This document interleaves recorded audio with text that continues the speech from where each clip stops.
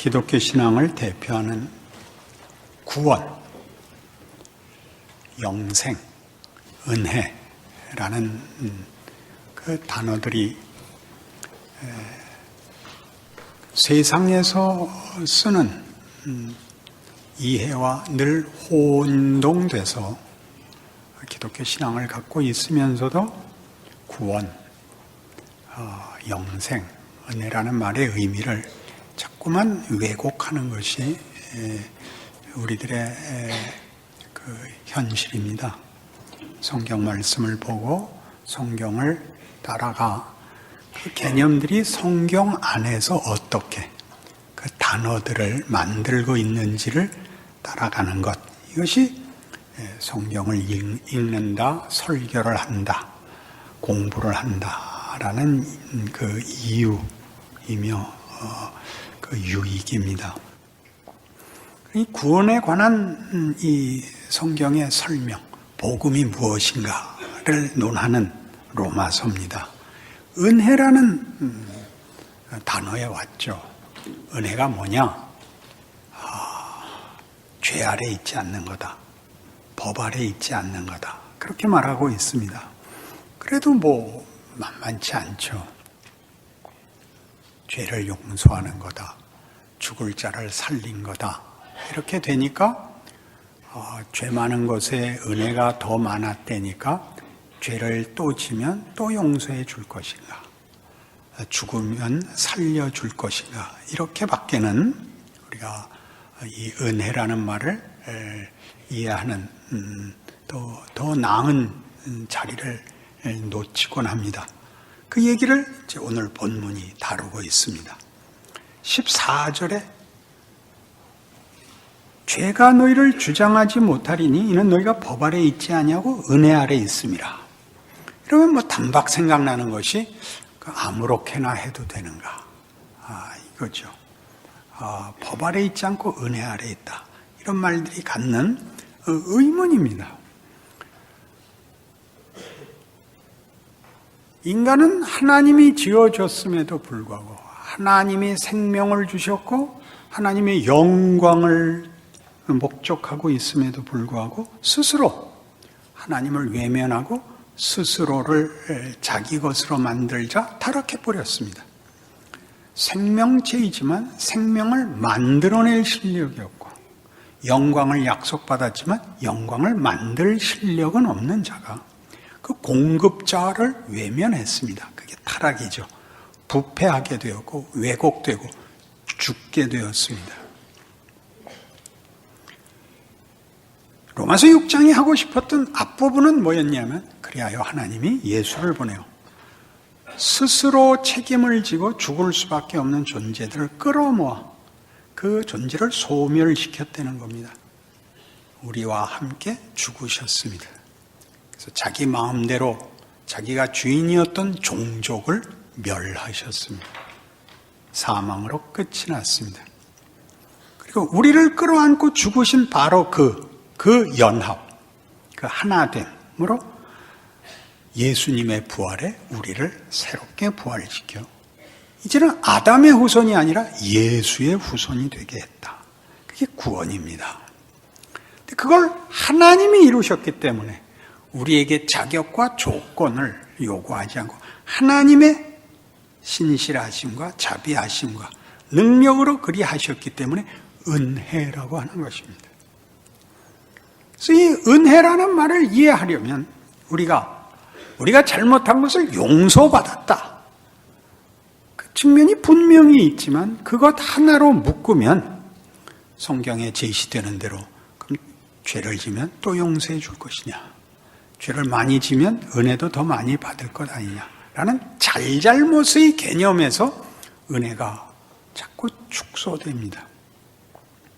은혜가 무엇인가를 이해하는 가장 좋은 예로 사무엘서에 나타나는 사울과 다윗을 비교하는 것이 성경에 말하자면 설명입니다. 사울은 이스라엘의 초대 왕입니다. 그는 준수하게 생겼고 체격이 좋아서 다른 사람보다 6개 하나 위인 장사이며 겸손했습니다. 행구 뒤에 숨었죠. 그는 초대 왕이 되고 정치력과 다른 모든 조건을 가지고 있었으나 다윗이 이스라엘을 구한 사건, 골리앗을 물리친 사건에서 크게 시험을 받아 망하는 길로 들어섭니다. 그가 다윗을 시기한 이유는 사울이 왜 망하게 되었는가를 잘 드러냅니다. 이스라엘이 블레셋과의 전쟁에서 적장 골리앗을 당하지 못합니다. 산촌초목이 벌벌 떠는데 다윗은 전쟁에 나갈 만한 나이가 되지 않아 집에 있다가 전투에 참여한 형들의 안부를 확인하기 위하여 부모의 보내심을 받습니다. 그랬다가 벌벌 떠는 자기 군사를 만나죠. 적장을 만나고 믿음을 가지고 자기 백성들을 위하여 거룩한 분노로 골리앗 앞에 섭니다. 나는 네가 저주하는 만군의 하나님 여호와의 이름으로 네게 나아가노라. 물맷돌 한 개 딱 던져 돌이 이마에 박혔답니다. 시속 1000km는 돼야 아마 박힐 겁니다. 돌이 이마에 박히려면 말이죠. 그래야 영웅이 되죠. 사울이 죽인 자는 천천히요 다윗이 죽인 자는 만만이라. 이 백성들의 이 칭송에 사울이 넘어갑니다. 자기가 자신의 주인이고 자신이 모든 것의 주인이어야 되는 그 욕심과 그 허영이 자기보다 큰 인물 앞에서 녹아드는 겁니다. 악귀가 들고 발작을 하고 검은 것 타는 다윗을 향하여 창을 던지기도 수차례. 결국 다윗은 생명을 위하여 도망을 가게 됩니다. 그를 수색하여 죽이려고 혈안이 된 사울이 엔게디 광야에 다윗이 숨었노라 라는 제보를 받고 휘하를 이끌고 엔게디 광야로 수색을 나가죠. 피곤하여 동굴에 들어가 잠시 쉬는데 그 동굴에는 이미 다윗과 그의 추종자들이 들어와 숨고 있었던 것입니다. 아마도 사울이 잠이 든 모양이었고 다윗은 그를 죽일 기회를 찾습니다. 측근들이 모두 지금이 기회입니다. 그를 죽이십시오. 이미 하나님이 다윗에게 기름 부어 왕으로 삼았고 사울은 하나님이 버린 자였습니다. 그러나 다윗은 거부합니다.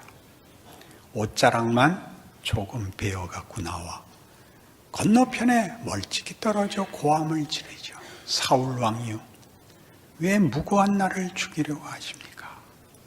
저는 왕을 죽일 수 있었습니다. 제가 왕의 옷자락을 베었습니다. 그러나 저는 그리하지 않았습니다. 하나님이 나에게 그런 일을 하게 하시지 않았습니다. 그러니 왕이요 분노를 거두고 적개심을 버리고 돌아가십시오. 사울이 웁니다. 네가 다윗이냐? 내 아들 다윗이냐? 내가 잘못했다. 그리고 돌아가죠. 그러나 그걸로 끝이 나지 않습니다. 다음에 다시 분노가 되살아나고 그를 죽이러 하일라산 앞에 찾아 나옵니다. 많은 휘하를 이끌고 왔는데 왜냐하면 그때 블레셋과 다시 전쟁이 일어났기 때문입니다. 많은 군사를 이끌고 와서 진을 치고 밤에 잠이 듭니다. 다윗이 측근과 함께 진중을 뚫고 들어가 모두가 잠들어 깨닫지 못하는 중에 사울왕 곁에까지 가죠. 그를 죽이라는 측근들의 요구를 거절하고 창과 물병을 들고 나옵니다. 다음날 날이 새어 큰 소리로 또 외치죠. 왕이여 보소서, 당신의 부하들이 당신을 지키지 못했습니다. 내가 당신 곁에까지 갔고 당신을 죽일 수 있었으나 그리하지 않았습니다. 이 창과 물병을 보시오. 사울이 면목이 없습니다. 부끄러워합니다. 미안하다. 내가 어리석었다. 그리고 돌아서지요. 그러나 사무엘상 31장을 같이 찾아보시면 그렇게 돌아서 블레셋과의 전투에 나간 사울은 이런 최후를 맞이합니다. 461페이지 구약성경 사무엘상 31장입니다. 블레셋 사람들이 이스라엘을 치매 이스라엘 사람들이 블레셋 사람들 앞에서 도망하여 길보아 산에서 엎드러져 죽으니라. 블레셋 사람들이 사울과 그의 아들들을 추격하여 사울의 아들 요나단과 나답과 말기수아를 죽이니라. 사울이 패전함에 활 쏘는 자가 따라잡으니 사울이 그 활 쏘는 자에게 중상을 입은지라. 그가 무기를 든 자에게 이르되 네 칼을 빼어 그것으로 나를 찌르라. 할례 받지 않은 자들이 와서 나를 찌르고 모욕할까 두려워하노라 하나 무기를 든 자가 심히 두려워하여 감히 행하지 아니하는지라. 이에 사울이 자기의 칼을 뽑아서 그 위에 엎드러지매 무기를 든 자가 사울이 죽음을 보고 자기도 자기 칼 위에 엎드러져 그와 함께 죽으니라. 사울과 그의 세 아들과 무기를 든 자와 그의 모든 사람이 다 그날에 함께 죽었더라. 이렇게 사울의 생애는 끝이 납니다. 욕심은 있고 소원은 있으나 그것을 승리로 끌어갈 수 없는 한 인간의 비극을 그가 대표하고 있습니다.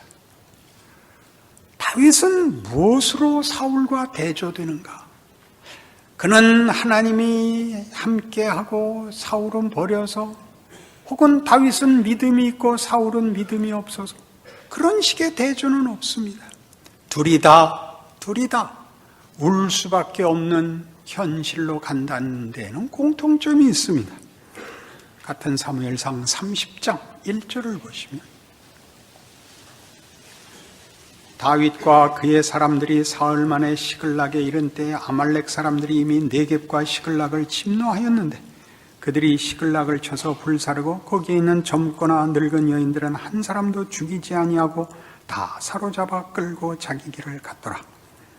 다윗과 그의 사람들이 성읍에 이르러 본즉 성읍이 불탔고 자기들의 아내와 자녀들이 사로잡혔는지라. 다윗과 그와 함께한 백성이 울 기력이 없도록 소리를 높여 울었더라. 다윗의 두 아내 이스라엘 여인 아히노엠과 갈멜 사람 나빌의 아내였던 아비가일도 사로잡혔더라. 백성들이 자녀들 때문에 마음이 슬퍼서 다윗을 돌로 치자 하니 다윗이 크게 다급하였으나 그의 하나님 여호와를 힘입고 용기를 얻었더라. 다윗의 눈물도 사울의 눈물과 같습니다. 현실을 극복할 힘이 없는 자신의 한계에 대하여 웁니다. 사울이 자신이 모든 국민의 칭송과 영광을 독점하지 못한 것으로 부끄럽고 어리석은 길을 간 자신에 대하여 울었던 것처럼, 그것을 벗어날 길이 없는 자신의 인생에 대하여 울었던 것처럼 다윗도 자신의 현실과 자신의 처지에 대하여 웁니다. 고통으로만 울지 않습니다. 이해할 수 없는 하나님의 일하심에 대하여 웁니다. 그는 골리앗을 죽인 사람입니다. 국민의 영웅입니다. 사울왕의 시기를 받고 질투를 받는 건 어떤 의미에서 이해가 되지만, 사울왕에 대하여 활 한 번 쏘지 않고 적대 행위를 하지 않은 다윗의 믿음도 놀랍지만 그는 결국 블레셋으로까지 도망을 갈 수밖에 없었습니다. 블레셋은 우리의 한국 사람의 정서를 이해를 하자면 한국과 일본이 전쟁을 했는데 일본으로 도망간 겁니다. 그건 있을 수 없습니다. 현해탄에 빠져 죽는 한이 있어도 글로는 가면 안 됩니다. 그러나 그런 명분으로 얘기할 수 없는 것이 현실입니다. 다윗인들 그러지 않았겠습니까? 이스라엘로는 못 간다. 거기를 갈 수밖에 없는 현실에 대하여 우는 겁니다. 하나님, 어찌하여 이 영광과 명예를 주시고 이 부끄러운 자리로 나를 떠밀어 이렇게 답이 없게 하십니까? 다윗의 눈물 중에 가장 중요한 것이죠. 하나님이 원망스럽습니다. 그러나 놀랍게도 사울은 끝간데 없는 방황과 황폐함과 쇠락과 그 길을 걸어 어쩔 수 없는 인생의 무게에 인류의 운명에 묻혀버립니다. 그러나 다윗은 묻히도록 하나님이 놓아두지 않았다는 겁니다. 형편을 바꿔놓았거나 다윗에게 뭘 어떻게 한 게 아니라 그 눈물의 자리에서 죽음으로 가는 길을 하나님이 막아 붙잡아 놨다고 합니다. 어떻게 돌아섰을까요? 뭘 했을까요? 모릅니다. 사울은 전쟁터에 가서 결국 자결했고 다윗은 돌이킵니다. 무슨 실력으로 돌이켰을까요? 죽을 수가 없어서. 절벽에서 뛰어내리면 돌바닥이 물이 되고 칼로 찌르면 칼이 부러지고 대가리를 박으면 벽이 무너지고 홀 수 없이 살아있는 거죠. 그걸 은혜라고 합니다. 납득이 안 가죠. 그럼요. 좀 더 가봐야 됩니다. 사무엘하 7장.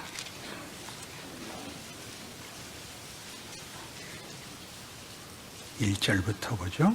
여호와께서 주위의 모든 원수를 무찌르사 왕으로 궁에 평안히 살게 하신 때, 이 왕은 다윗입니다. 왕이 선지자 나단에게 이르되 볼지어다 나는 백향목 궁에 살거늘 하나님의 궤는 휘장 가운데에 있도다. 나단이 왕께 아뢰되 여호와께서 왕과 함께 계시니 마음에 있는 모든 것을 행하소서 하니라. 그 밤에 여호와의 말씀이 나단에게 임하여 이르시되 가서 내 종 다윗에게 말하기를 여호와께서 이와 같이 말씀하시되 네가 나를 위하여 내가 살 집을 건축하겠느냐. 내가 이스라엘 자손을 애굽에서 인도하여 내던 날부터 오늘까지 집에 살지 아니하고 장막과 성막 안에서 다녔나니 이스라엘 자손과 더불어 다니는 모든 곳에서 내가 내 백성 이스라엘을 먹이라고 명령한 이스라엘 어느 지파들 가운데 하나에게 내가 말하기를 너희가 어찌 나를 위하여 백향목집을 건축하지 아니하였느냐고 말하였느냐. 그러므로 이제 내 종 다윗에게 이와 같이 말하라. 만군의 여호와께서 이와 같이 말씀하시기를 내가 너를 목장 곧 양을 따르는 데서 데려다가 내 백성 이스라엘의 주권자로 삼고 네가 가는 모든 곳에서 내가 너와 함께 있어 네 모든 원수를 네 앞에서 멸하였은즉 땅에서 위대한 자들의 이름같이 네 이름을 위대하게 만들어 주리라. 내가 또 내 백성 이스라엘을 위하여 내 한 곳을 정하여 그를 심고 그를 거주하게 하고 다시 옮기지 못하게 하며 악한 종류로 전과 같이 그들을 해하지 못하게 하여 전에 내가 사사에게 명령하여 내 백성 이스라엘을 다스리던 때와 같지 아니하게 하고 너를 모든 원수에게서 벗어나 편히 쉬게 하리라. 여호와가 또 네게 이르노니 여호와가 너를 위하여 집을 짓고 네 수완이 차서 네 조상들과 함께 누울 때 내가 네 몸에서 날 네 씨를 네 뒤에 세워 그의 나라를 견고하게 하리라. 그는 내 이름을 위하여 집을 건축할 것이요 나는 그의 나라와 왕위를 영원히 견고하게 하리라. 나는 그에게 아버지가 되고 그는 내게 아들이 되리니 그가 만일 죄를 범하면 내가 사람의 매와 인생의 채찍으로 징계하려니와 내가 내 앞에서 물러나게 한 사울에게서 내 은총을 빼앗은 것처럼 그에게서 빼앗지는 아니하리라. 네 집과 네 나라가 내 앞에서 영원히 보존되고 네 왕위가 영원히 견고하리라 하셨다 하라. 나단이 이 모든 말씀과 이 모든 계시대로 다윗에게 말하니라. 핵심이 뭐죠? 네가 나를 위하여 집을 짓겠다고? 니들이 나를 위하여 할 게 있는 게 아니다. 그건 다 내가 너희를 위하여 하는 거다. 내가 주는 자다. 내가 주는 자다. 나에게 부족한 것 없다. 니들이 나한테 해줄 거 없다. 내가 너한테 하는 거다. 네가 성전을 짓겠다고? 내가 너 잘 되게 하는 하나님이다. 네가 나한테 해줄 거 없다. 이게 은혜죠. 은혜란 하나님의 통치 아래로 회복되는 것입니다. 하나님의 능력과 자비와 권능과 복주심과 은혜와 자비하심의 보호 아래로 들어오는 것입니다.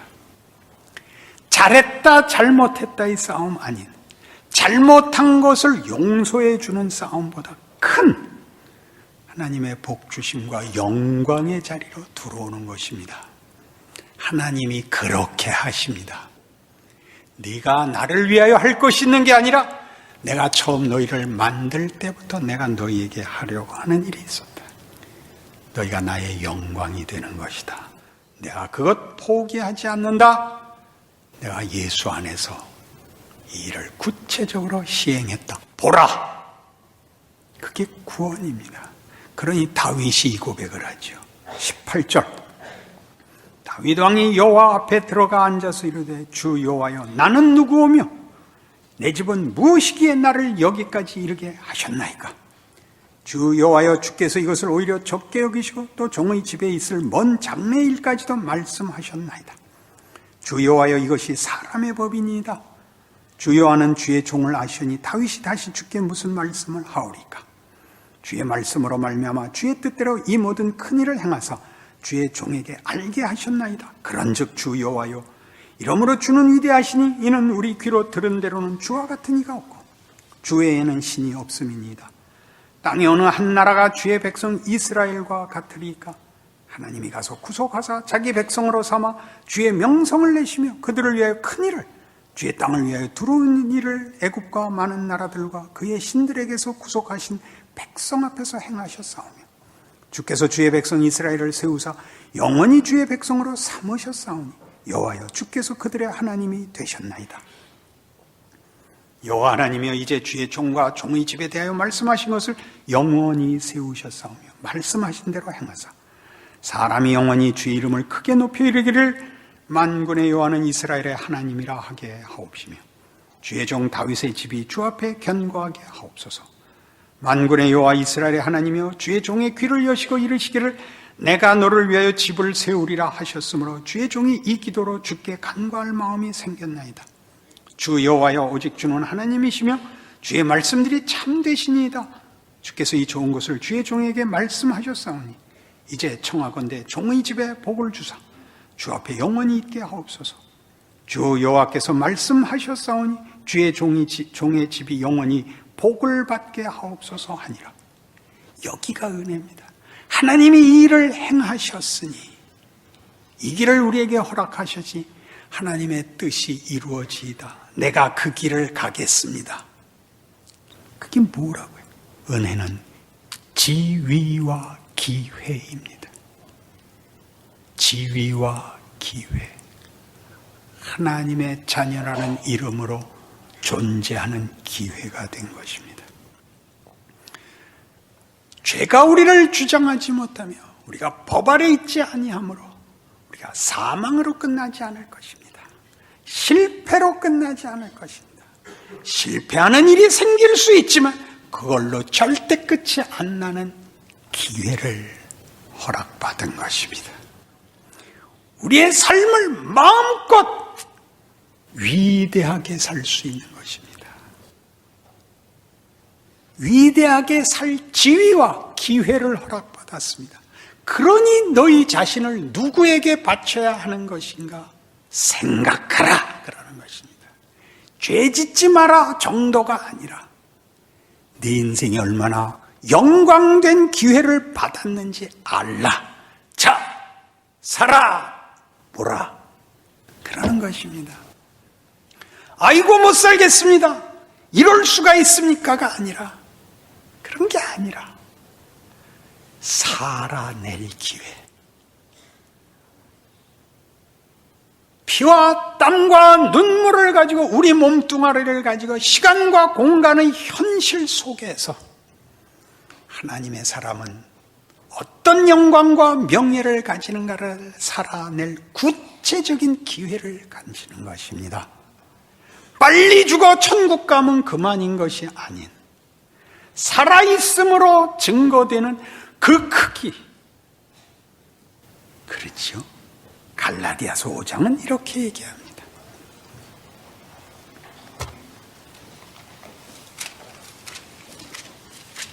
22절입니다.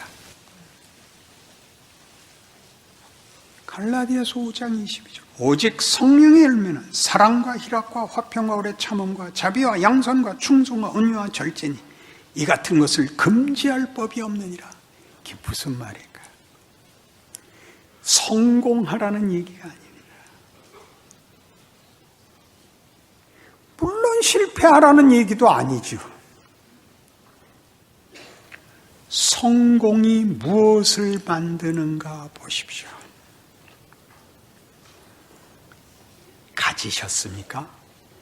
지식을 가지셨습니까? 돈을 가지셨습니까? 명예를 가지셨습니까? 권력을 가지셨습니까? 거기서 멋있게 구십시오.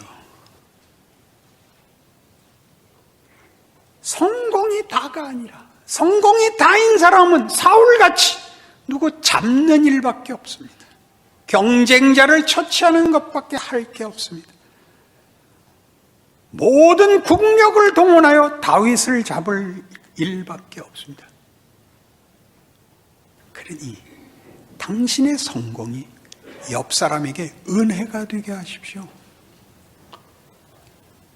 눈 부릅뜨지 마시고 자기 할 일 하세요. 옆에 있는 사람이 그 사람 그 사람 만나면 좀 살맛이 나게 해주세요. 너는 왜 공부를 안 하냐? 내가 안 해서 너 1등 했잖아. 왜 뭐라 그래? 내가 얼마나 중요한 사람인데. 왜 자기가 디디고 올라선 지 발밑을 허무는 거예요? 잘났으면 잘나게 구세요. 못났으면 후회해야죠. 부끄러워해야 됩니다. 부끄러운 게 끝이 아니게 하세요.